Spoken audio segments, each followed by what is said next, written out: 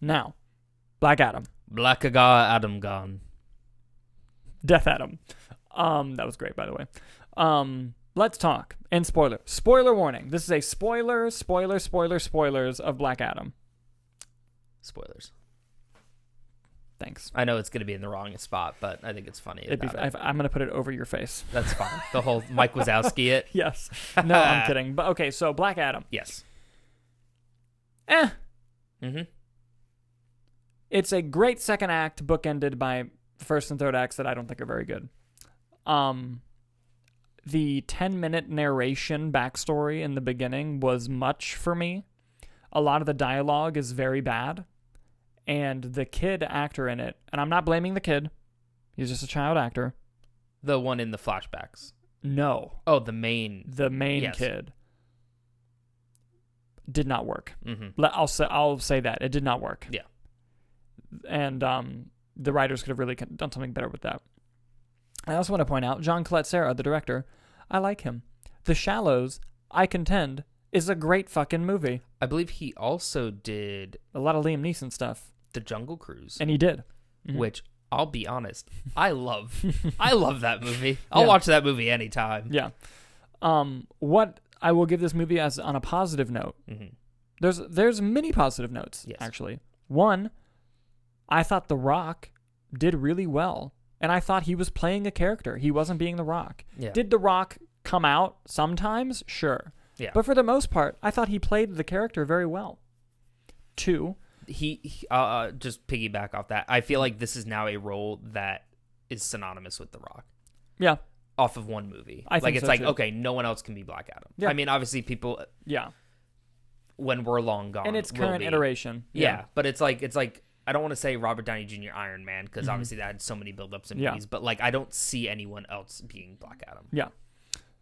Fair. Two, another thing I really enjoyed, the way it uses the DC universe. Mm-hmm. I think it builds very well. I think the way it ties itself in was interesting and it worked for the story, even though the storytelling in that universe is quite all over the place. Yeah. Also, the Justice Society were fucking awesome. And I think this is proof you don't have to have individual movies leading up to a thing. Just the Justice Society, bam. Yeah. They're there. And now, granted, from a universe building perspective, is it kind of funny that they kind of exist now out of nowhere? Sure. But also, canonically, 2017 was the last Justice League movie. And like we had Shazam and Aquaman and Wonder Woman 84. Yeah. Which one of them was in the 80s. Two of them were just very specific niche places in the world where we don't see a ton of whole world building. You know, the Suicide Squad as well. Yeah. So in 2017 years, it's been a while since we've seen a team, so maybe one's been building up in the background, sure. Mm-hmm. They could have done slightly better with that, but overall the team, Hawkman, I believe it was Aldous Hodge, yeah. Amazing. Fantastic. As Hawkman. Pierce Brosnan as Dr. Fate was perfect. Stand out of the movie. Perfect. Dude, that action scene, his action scene at the end. Yeah, we'll get to that. Oh my God. We'll get to that. This movie, for as I'm going to talk some shit about it. Yeah. This movie has some of my favorite moments in the DCEU in it. Yeah. But anyway, Pierce Brosnan Dr. Fate was great. Noah Centineo, and the actress's name is leaving me. I'm so sorry, but the one who played Cyclone. I believe it's Quinta something. Let me. Yeah. I want to get it. Yeah. Okay, so you have The Rock as Black Adam, Aldous Hodge as Hawkman, Pierce Brosnan, Dr. Fate, Noah Centineo, Adam Smasher, Quintessa Swindell is Cyclone.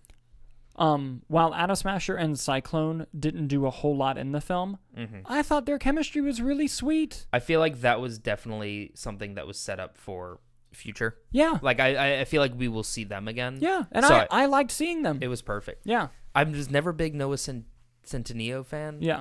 Those Netflix, whatever. Yeah. But, like, he was really perfectly well. serviceable. Yeah. And I think also him being the butt of every joke also kind of helped. I love the running joke with him and Hawkman of just, like, you and me. You and me. Yeah. And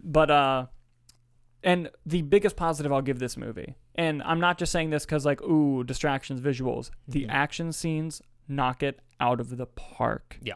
The slow motion, like, Quicksilver style stuff with Black Adam was great. Oh, that needle drop. Yes. Yes. That video, I was like, oh, it's this movie. Yeah, yeah. Good. That's what I wanted. And the fight scene with Black Adam and Hawkman was insane. Dr. Fate at the end, amazing stuff. I thought the action scenes were very well done. Like I said, the middle of this movie, like from minute 31 to minute 90, are great. Like they're really fun and they're really enjoyable. Still a bad script, but another negative though, the action scenes were filmed and edited perfectly. The drama scenes were edited strange. And I thought I was the only one who picked up on it, but after we saw it, other people were pointing out, like, because this movie really tries, something I'll commend the movie for, it tries to tell this not underground, but like this story beat of the Justice Society and heroes are like a metaphor for like American imperialism and invading in other countries. And there's this scene that you can tell is supposed to be really dramatic and powerful, of someone confronting them and saying, oh, you're here to help us now when someone wants to be our savior, but when these people came in, you were nowhere to be found. The idea of that scene is really impactful and really interesting.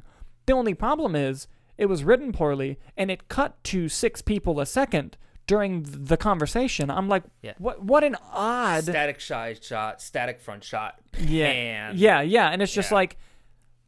one reaction shot of the person she's talking to, maybe 2, and have it on her, and you can have it maybe slowly move in, whatever.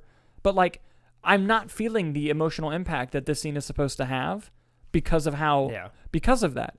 But if I read that, I'd be like, oh, that's really good.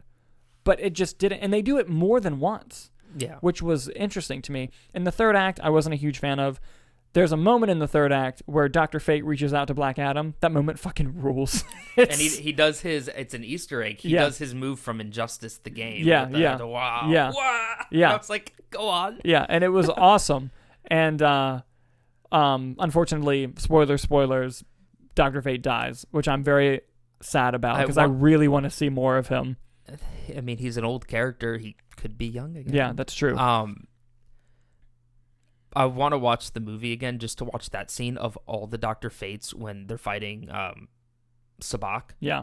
When it's like he would kill one of them, but it was just a reflection in another one. I was like, what's happening right now, and why do I love it? And I'm horrified at the same time. Yeah, no, it was awesome. Yeah. And so I liked that moment in the third act, but like the Sabak did not work as a villain. There's a fucking sky beam. I'm like, we ended these years ago. Let's not go back. And it was just like...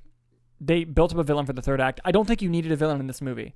Because everything with Black Adam and the Justice Society was perfect. You could literally have the movie be what it was set out to be, which was the Justice Society realized, holy fuck, Black Adam's a problem. And then you have that emotional conflict of the Justice Society thinking they're heroes, but maybe they're not. That could have been the whole movie. I feel like that was a suit decision. I feel like that was we need a bad guy for them to fight at the end. Because it feels that way. It feels very tacked on.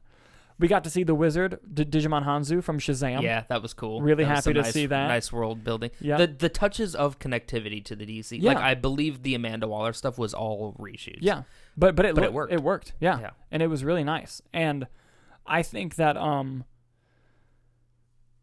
like I said, just the way it built out the DCU was really well done. Overall, it's fine. Yeah. When it's bad, it's bad. But when it's good, it's really fun and really good.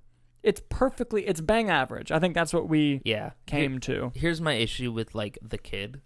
My biggest issue. Performance, whatever. It's a kid.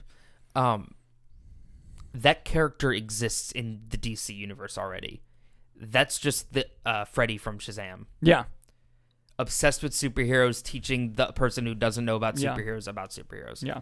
That kid, and sure, multiple kids can exist in that. I mean, you and I are like superhero, you know what I mean? Yeah. But it was like that kid exists in a small universe where we're not seeing all these other people. Yeah. So I was like, why have that? Yeah. No, it was because I think it was a choice. I think I would have almost preferred them go like a Thor route where it was just the Teth Adam and is her name Isis? Is that her name? Cyclone? No. The main girl. Oh, the girl. Adriana Tomaz. Who I believe is a character named Isis in the comics. Don't quote me on that. Yeah. But like have like a Jane Thor dynamic. Yeah. With that. And again, Sabak just didn't. Yeah. Big CGI third villain. Yeah. What? Yeah. I will say the CGI in the movie though. compared to everything we've seen lately. Yeah, in terms of it was CGI, very like, good. They took their time. Like on that. I predict this will get a Best Visual Effects nomination at the Oscars. Like it was very well because they had a lot of like Hawkman's suit is elaborate. Yeah. And all of Cyclone's moves were awesome. Yeah, and the reflections and everything, the lightning looked good. Before we get into the thing, give me some more of your thoughts on the film. Because you made a really astute comparison that I liked of how you felt like almost like a late 80s, early 90s action movie. Yeah.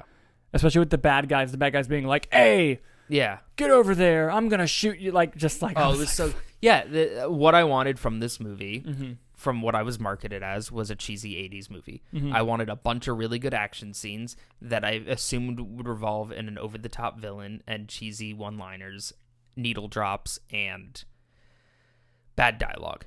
And man, I got all of that, so how can I get mad at the movie? Yep. When it gave me exactly what I wanted. Exactly. And, I feel like there were a bunch of story issues, mainly with, like, the kid and the bad, like, Sabat. Like, a character goes to hell. Yeah. Literal hell for a minute. And that's it. Yeah. And there's no talk of that. Like, that's like a huge implication for just everything. Yeah. But overall, I think a lot more of the movie worked in the positive than the negative for me. I think evened out right in the middle because like the stuff that stood out, like the entire JSA, fantastic. Yeah. So I want more of them. Yeah. And even like the like I said, the world building, like the Amanda Waller stuff, all definitely reshoots. Didn't feel like reshoots to me. Yeah.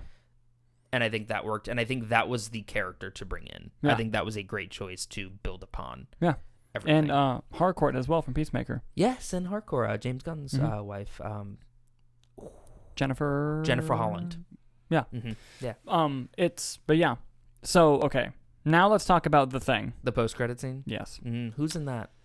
Gee. So the Black Adam post-credit scene, which The Rock leaked himself, ironically. Here's what I'll say. Respect. The reason why, because normally I wouldn't like that. Yeah. The marketing for this movie was not great. And they needed that kick. Yeah. And he was like, this will do it. So I think by doing it, it was a great marketing move. Well, I feel like it's the same thing with like, I prefer that over Toby and Andrew. Of like, they're like, no, they're not in Spider-Man No Way Home. What are you talking about? Yeah. Like I find it interesting, the story behind it. The Rock kept saying the story. And like, they don't show him in the marketing. Yeah. They were just like, yes, he is in the movie, and yes, it's Henry Cavill. Yeah, yeah. I like the Andrew Garfield style of marketing. Yeah, and but I'll go into like the mid credit scene. Fucking Henry Cavill comes back as Superman, which we were talking about Man of Steel 2 earlier. It makes sense. Yeah. No deal has been signed yet to do that stuff. They did a one-off deal for this movie, but finally someone was just like, fucking, if we're not gonna have another headless fucking cameo, which is what it was originally, just fucking get our Superman in there. And they did. And even in the 2 lines he delivered, I was like, oh. They gave him the curl. And they played been waiting for the curl. Yep, they played some John Williams stuff, which was cool. But like, just Superman. It was Superman, and he was there, and you felt the presence of Superman in there. Like, I was texting Hannah's stepdad, Troy, because he loves, like, the comic book stuff. Yeah. And he said that, he's like, I thought the movie was okay, but that mid-credit scene gave me actual chills. And I was like, yes. Like, it was the implications of the story that it could go. They're actually building more stuff in the DC universe. And Henry Cavill's fucking back. Dude, I'm so excited that Henry Cavill's back. Superman's back. And the suit looked good.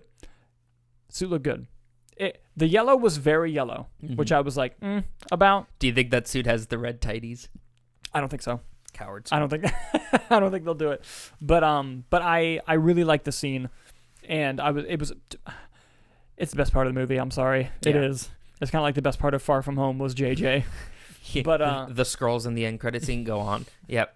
But also I want to point out, did you know that post credit scene of Black Adam, which spoilers has Henry Cavill's Superman in it, was shot a month before the movie came out.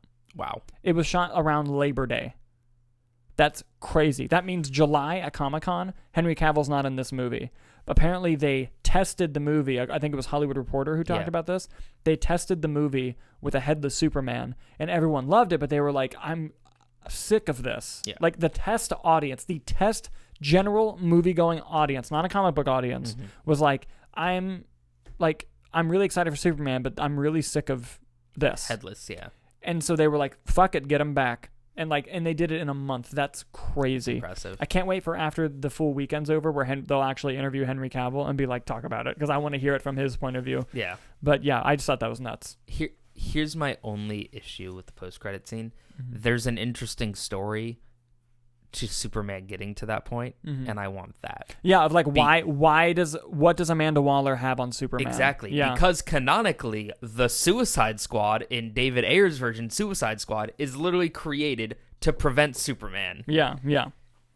Because Superman's dead at the point of Suicide Squad. So canonically, if they were created Superman that's evil came, what do we do? Which is literally did. Black Adam. Yeah. Which would have been cool if a Suicide Squad versus Black Adam thing actually came to fruition, because it's literally and Black Adam just murdered everyone. Exactly. But so there's Amanda Waller's got something, or Superman saw footage and was like, he Bruce Wayne'd it when went. I have a theory. I got to do something. I have a theory as to what the favor was. I think Amanda Waller got Superman to the hospital after Bloodsport shot him. Ooh, interesting. Because canonically, that's happened. Canonically. They said Superman with a kryptonite bullet. Bloodsport shot him with a kryptonite bullet and put him in the ICU. Interesting. Ooh, maybe he had to go to that containment chamber to like heal. And he was like, in the underground thing, deep in the And he was like, I owe you one. Because to me, saying he doesn't know about the shady shit that she's doing is remiss to me, because Batman knows, and Batman would have definitely told Superman. Yeah. So that's my only theory of how that works. Yeah. Interesting. Yeah, so that was my only holdup of like, but there's literally a whole agency dedicated to preventing Superman from happening. Yeah. And he's working for them? Yeah. Go on? Yeah. I'm curious too. But hey. Henry Cavill's back, and that's what matters. That's what matters to me. Yeah. So I'm gonna say it's a recommend. I would say recommend solely as well. for how fun it is. Yeah. Don't expect a great script. Don't expect a lot of that. But the action scenes are legit, extremely well done. Most of the performances are great. VFX is clean. The score. I like the score. I didn't mention the score. I thought the score was really good, and I thought that the overall direction and they're starting to put pieces in these movies that are actually building to a bigger DC universe instead of the let's rush to Marvel that was before. That wasn't the filmmaker's fault. It was just forced upon them by the studio. Yeah. So I'm recommending it. It's fine, and I'm excited. What it did do, I'm excited to when we see Black Adam again, and I'm excited for where this goes. Yes, absolutely. Yes. And I think that's all we had for the show today. Did you have anything else you wanted to add? Do you think this leads to a Black Adam post-credit scene in Shazam 2? If they could crank out, I hope so. If they could crank out Henry Cavill in a month, I think there's plenty of time now that Shazam got delayed. I hope so. I think that would be great. Because Shazam has a deleted scene that I'm so pissed that was deleted, where he brings all of the siblings to the wizard's temple. Yeah. And they're all sitting in the chairs, and there's an empty one.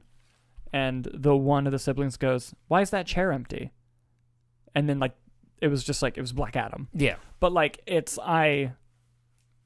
I hope so.